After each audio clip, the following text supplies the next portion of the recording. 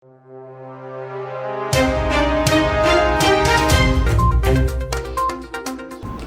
to VARINDIA News Hour. The fall of an idea of making Afghanistan a perfect country.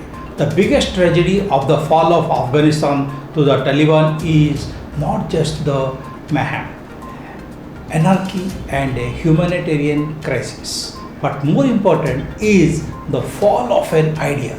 The idea that the comity of nations can make their thought process prevail over the rock elements of the Taliban and ISI types. It also conveys to the world that stone and digital age can coexist, to the peril of the digital age.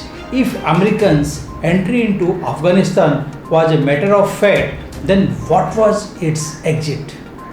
The superpower and the leader of the free world can take a call unilaterally, even if it were to put the world to a different level of threat, or for sure threat perception. It puts the whole of proximate area into a tinderbox of a different type. One is the superpower's responsibility, which certainly gets shattered, and second, that Afghanistan is a vexatious problem which cannot be sorted out and thus could not get sorted out. Besides its own extremely volatile military and political situation, will Afghanistan always remain a threat of proxy war? It remains a question mark. The world feels that posturing is more than enough and being a mute spectator is the ideal military and diplomatic option. The world has learned to listen to the Taliban dictate so fast. The world is already negotiating with them. Slowly, they might also do business with them. The current limited agenda is to evacuate as many as possible so that there is no backlash at home. The world is already negotiating with them. Slowly, they might also do business with them. The current limited agenda is to evacuate as many as possible so that there is no backlash at home till the time we don't define terrorism and terror outfits. How to define the current situation if we cannot intervene now? When will be the world intervene? Legitimacy will automatically fall in the Taliban's lap. This also portends danger from the point of view of democracy and ways it can be established. Is there a way to make it mature and robust and self-sustaining? Can countries keep switching between democracy and the rule of terror? If this were to happen, it would lead to the balkanization process in lots of areas. Balkanization from the rules-based international order. Now the question is, if 20 years were not enough to bring in a democratic transition, no time will ever be enough. Democracy is back to its infancy. Bringing it back on its feet would not be easy. Let's look into today's headline in VARINDIA. DoT suggests for 4-year moratorium on AGR. The Department of Telecommunication has proposed a 4-year moratorium on adjusted gross revenue AGR and spectrum payments apart from a reduction in spectrum usage charge SUC prospectively, among measures to improve the health of the debt-laden sector and retain a 3 private player market. The government is also evaluating whether to take a small stake in financially struggling Vodafone Idea in order to allay investor concern regarding the future of the telco. This officially says could be a small quantum against part of the dues the carrier owes the government. Of its total rupees 1.9 lakh crore debt, the telco owes over 1.6 lakh crore to the government towards its AGR and spectrum payments.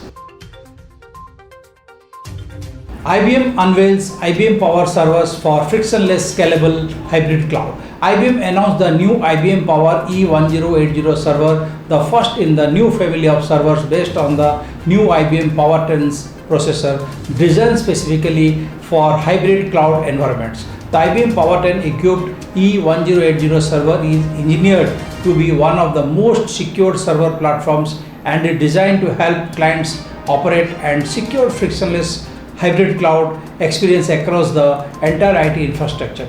The newly launched IBM Power E1080 server is designed to be the backbone of a hybrid cloud platform that can provide maximum interoperability and control to the clients. It will help for seamless deployment of workload across the hybrid platform as well as faster development of new cloud native applications, helping enterprises in India to scale their operation and deliver enhanced services to their customers.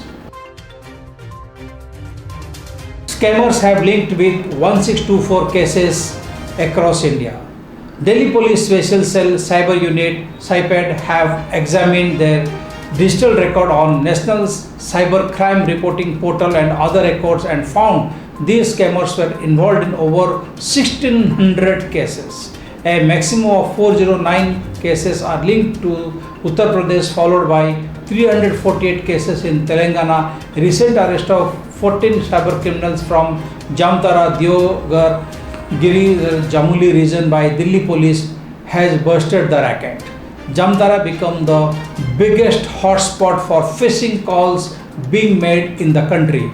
Not only the common man, but even senior bureaucrats, political leaders, and judges have become their victims.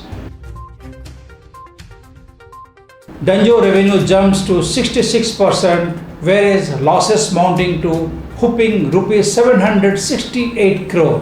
Dunzo saw its revenue from operations swell up in line with its GMV, that is growing by 66.5% to rupees 45.8 crore during financial year 2021 from rupees 27.5 crore and in financial year 2020. Dunzo is still far from breaking even. As a result of the server cost cutting methods, Dunzo has managed to reduce its annual loss by 33.3% from rupees 338.4 crore in financial year 2022 to rupees 225.7 crore in financial year 2021. Sources say Dunzo's income streams reveal that it derives around 96% of its operating revenue from commissions collected from merchants and delivery riders in lieu of users of the company's platform. DeutscheTelekom sells TMobile Netherlands. DeutscheTelekom has agreed to deal to sell its Dutch business for £9.1 billion. The operator has announced a deal to sell TMobile Netherlands to a consortium backed by Warburg, Pincus and Apex partners. The latest transactions seek to lock down the deal by bringing DeutscheTelekom within touching distance of majority ownership over T-Mobile US, which accounts for 3/5 of group sales and is its most profitable unit. SoftBank has agreed not to sell its DeutscheTelekom shares before the end of 2024.